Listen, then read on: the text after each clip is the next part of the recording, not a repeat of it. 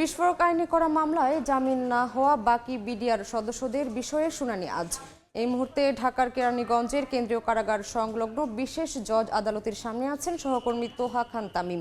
বিস্তারিত জানতে সরাসরি যোগ দিচ্ছি তার সঙ্গে।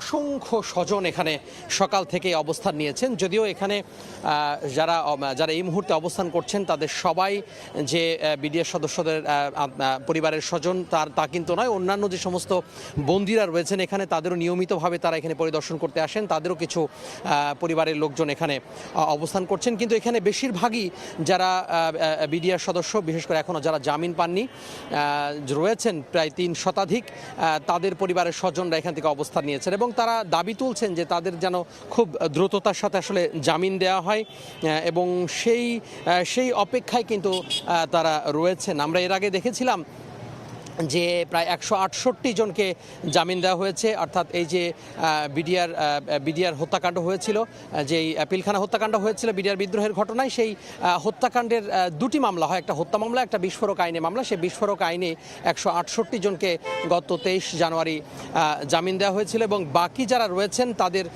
জামিনের জন্য আজকে জামিন শুনানি রয়েছে এবং এইখানে যারা সদস্যরা রয়েছেন, পরিবারের সদস্যরা রয়েছেন, তারা এখানে অবস্থান নিয়েছেন।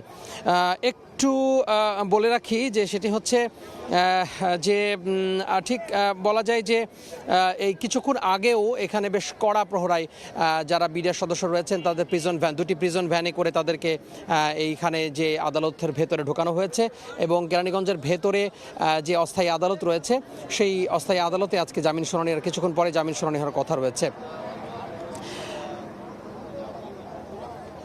এর আগে 23 জানুয়ারি আমরা দেখেছি যে প্রায় 16 বছর পরে 168 বিডিআর সদস্যকে বিস্ফোরক আইনের মামলায় প্রায় হচ্ছে যে তাদেরকে জামিন দেওয়া হয়। এছাড়া আমরা দেখেছি যে এই যে বিস্ফোরক আইনের যে মামলা, সেই মামলায় 834 জনের আসামির বিরুদ্ধে বিচার কাজ শুরু হয় 2010 সালে, কিন্তু মাঝপথে বিস্ফোরক মামলার কার্যক্রম এক প্রকার বলা যায় যে স্থগিত হয়ে যায় এবং যার কারণে এই যে মামলা, সেই মামলা কিন্তু ঝুলে যায়। এই মুহূর্তে আসলে যারা স্বজন রয়েছেন তারা ঠিক একেবারে মূল যে ফটক, সেই মূল ফটকের বাইরে অবস্থান করছেন এবং দীর্ঘদিন তাদের যে প্রিয় স্বজন, সে প্রিয় স্বজন বন্দী হওয়ার থাকার কারণে তাদের ভেতরে এক ধরনের যে আবেগ, এক ধরনের অনুভূতি জন্ম হয়েছে এবং তারা অধীর আগ্রহে খুব এক বুক আশা নিয়ে আসলে এখানে এসেছেন যাতে করে তাদের জামিন হয়। তো সব মিলিয়ে বলা যায় যে বাইরে স্বজনদের যে অপেক্ষা, সেই স্বজনরা অপেক্ষা করছেন, ভেতরে আর কিছুক্ষণ পরে জামিন শুনানি শুরু হবে এবং এখানে যারা অবস্থান করছেন তাদের আশা যে যারা রয়েছেন তাদের স্বজনদের সেই জামিন হবে, এই আশা নিয়ে তারা এখানে অবস্থান করছেন।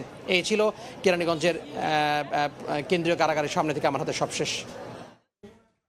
সরাসরি যুক্ত ছিলাম কেরানীগঞ্জে।